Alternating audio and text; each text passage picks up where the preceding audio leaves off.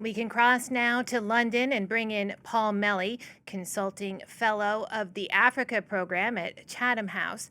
Paul, it's great to have you on the Good afternoon. program today. Good afternoon. Pleasure to be with you.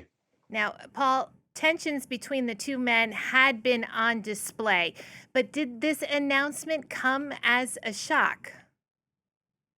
It wasn't a complete surprise because although they had been the closest of political allies in the past, and although, as your correspondent pointed out, Diomaye Faye was basically, he was chosen to stand in, to run from the same party as a substitute, if you like, for Sonko back in the 2024 presidential election, where he won with an absolutely massive, overwhelming majority, but carried very much by the PASTEF, the patriot movement that Sonko had founded and that they both belonged to.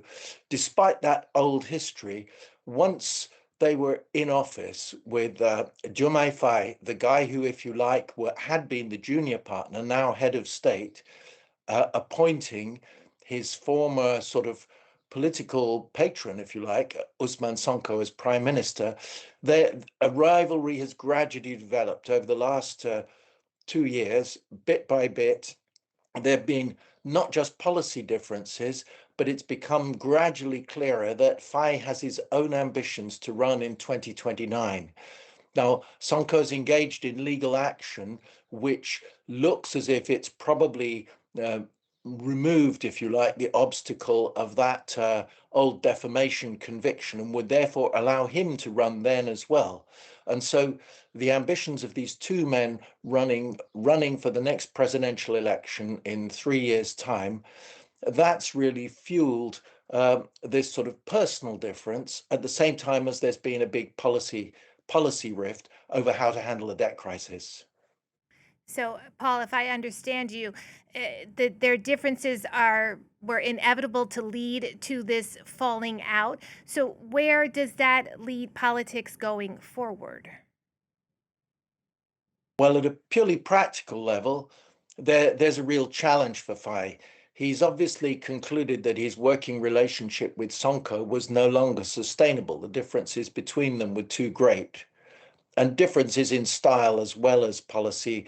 Faye tends to be rather statesmanlike like in his dealings, and he's been careful to cultivate relations with France and with other international partners, whereas Sonko is much more of a populist radical. But now they've come from the same political party, and that party is led by Sonko, and that's the party that has the majority in parliament. So Faye can appoint a new prime minister, he can appoint a new government team, and there are some members of the old government team, such as the finance minister, who are thought to be pretty close to him. But the practical challenge is once the government wants to bring forward laws, it may face real difficulty in actually getting those through parliament because there isn't a Faye party. Faye has begun to develop this political movement, this campaign machine, which may or may not be strong enough for the next presidential election in 3 years' time. But he doesn't, at the present time, actually have any members of parliament who are signed up to his support. And even if he was to mobilize support from the opposition parties are quite fragmented. They're pretty weak in parliament, and they don't have sufficient seats really to get, certainly don't have any sufficient seats to get government measures through. So that's a real difficulty. But there's also a challenge for Sonko because some of the actions of the government over the last year or so have begun to erode that huge wave of popular support that he has.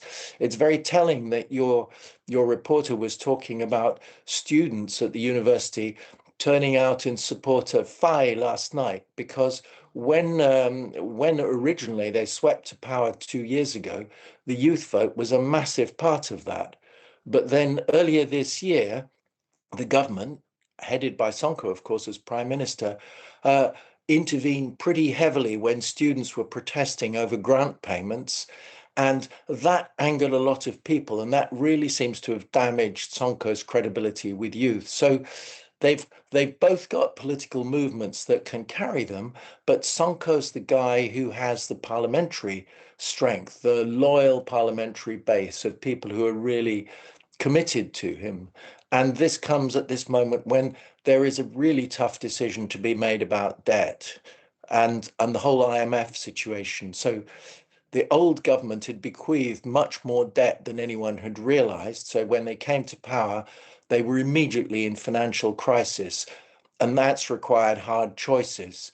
And Sonko thinks that the best way to tackle it, he's been arguing that Senegal just has to make its own cuts and prune spending, tighten budgets at home to get through the crisis. And he's been trying to look for money from the Arab world and other places to help with that. But it's been very tough. A lot of public projects are frozen. The student grants are in arrears. Um, it's a very painful austerity cure. Whereas Faye is prepared to compromise much more with the international community. Faye's advisors have been in favor of doing a deal with the IMF to restructure the debt. And that would allow Senegal to tackle this financial problem in a much less painful, in a more planned way, so that public spending could go forward.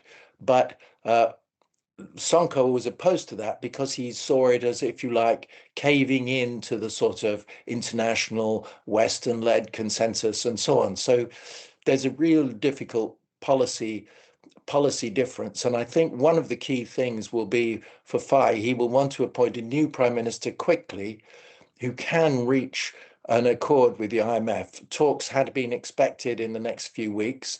I mean, it would be very interesting to see if he keeps the same finance minister, who he brings in as prime minister, because the key, Faye lacking any strength in parliament, what he needs to do is show to voters that he can deliver in practical Yes. terms. So that means getting an IMF deal and getting some money back into the system so that people can feel a bit less pain and see some of those jobs resumed and the economy picking up again.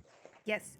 Paul, just really quickly, you brought up this issue of the massive debt, and the IMF is saying its public debt has reached the equivalent of 130% of its GDP. So, in the short term, right now that he's dissolved the government, what can be done with negotiating with them? Or are we going to have to wait and see until another prime minister is appointed and we move forward? Well, he's obviously going to have to appoint a prime minister and, critically, of course, a finance minister pretty fast.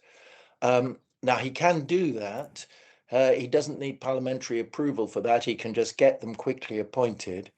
And these talks with the IMF are really key because the IMF is basically saying accept some painful conditions, make some adjustments to some of these things like fuel subsidies, but in return, we can then mobilize a lot of support for Senegal. Because one thing that is in the country's favor is that the debt was accumulated under the last government, not the present government for the most part. And the present government, it's obviously been sacked now, but basically Faye and Sonko had been very open with the IMF about the scale of the financial challenges. They'd audited the public accounts and so on. So that's earned Senegal quite a lot of goodwill and credibility with the IMF and the international financial community. So if Faye moves fast on that front and draws on the support of, the European Union, France, particularly, will be pressing very strongly within the IMF that there should be support for Senegal. And then if he can deliver some practical results quickly that people can notice, for example, releasing money for some student grant payments, getting some projects restarted that then employ some of the people who've been laid off on projects over the last few months, that's probably going to have to be his early priority. And then early next year, there will be a real electoral test because there are local elections. And that will be the first test as to whether the Faye support movement that he's been trying to build up to counter Sonko, whether that's really got any votes and Yes. backing. Yes. Paul, thank you for joining us on the program. It's always great to get your take.